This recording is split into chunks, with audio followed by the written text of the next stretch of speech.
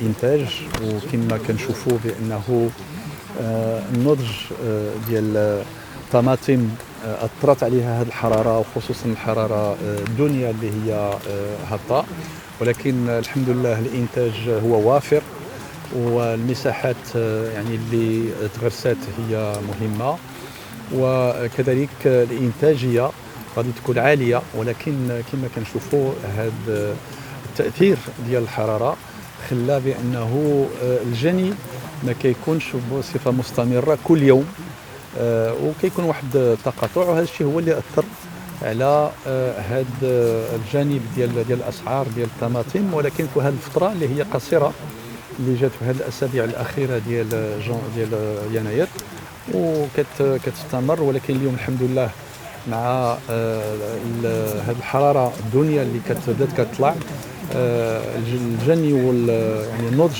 ديال الطماطم بدا كيكثر، وغادي ياثر بصفه مباشره على الاثمنه اللي غادي تدريجيا تولي المستوى ديالها قبل هذه الاونه الاخيره اللي طلعت فيها.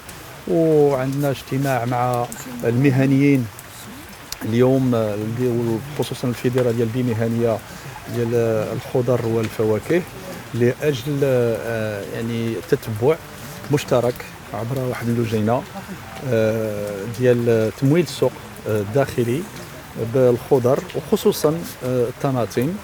وهذا الشيء يعني تشاور جد مهم، لانه الفلاحه والمهنيين كيعملوا واحد المجهود كبير، وكيتفهموا كذلك وكينخرطوا في هذا يعني التوازن ديال السوق، وباش الاثمنه تولي يعني المستويات ديالها. غراء الاسعار راجع كما قلنا، تكلفه الانتاج والبرد، يعني الحراره نقصت، فهمتي، كاين المينيمال طايح شويه، وداكشي اللي كنا مولفين كنجنيوه صراحه في الكتار ملي كان الجو مزيان، كانت تسمى الحراره شويه كنطون 800 900، هادشي اللي كنا كنجيو كيلو بار هكتار. دابا راه ولا دابا مع هاد البرد هذا راه ولا طاح، ولا 500 200، فهمتي، 300.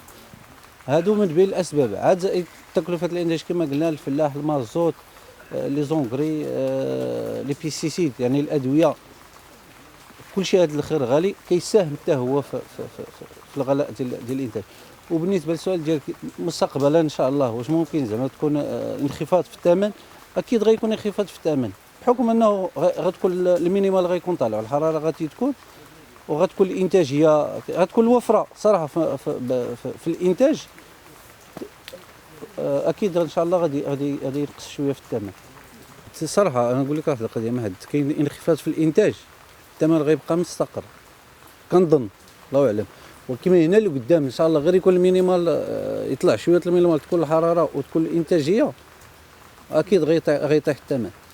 اولا فيما يتعلق بالسؤال ديالكم حول اثمنه الطماطم لهذا اليوم كاينه في السوق 160 درهم عند الفلاح، حاجه مليحه، كاينه 160 درهم، كاينه انطلاقه البدايه ديال المطيشه من 100 درهم حتى 160 درهم، كاينه مطيشه رقيقه ممينه، يعني كل سلعه على الوجه ديالها، كاينه حتى 160 درهم 165 درهم فيما يخص حاجه مليحه.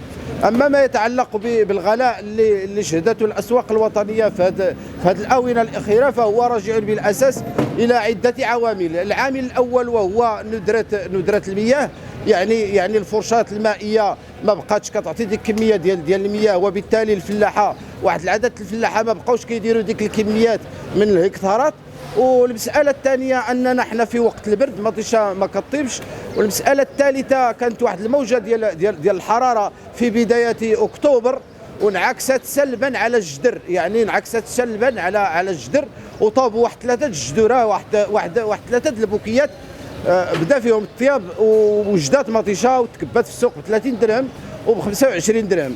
اوتوماتيكيا الفلاح الصغير ما عندوش الجهد باش يداوي. من هنا لشهر رمضان لا يعلم الغيب الا الله، ولكن ما نساوش بين ما راه هذا الوقت ديال البرد راه هي غاديه تفوت، يعني شهر 2 كيدخل مارس ان شاء الله كتبدا الوقت كتسخن، وإلا جاب الله الشتاء مزيان غادي تسخن الارض وغادي يكون الطياب في مطيشه. والحمد لله فليطمئن الشعب المغربي بان ما راه مطيشه الحمد لله راه كاينه وموجوده، ما غادي يخص حتى شي خير ان شاء الله بحول الله تعالى.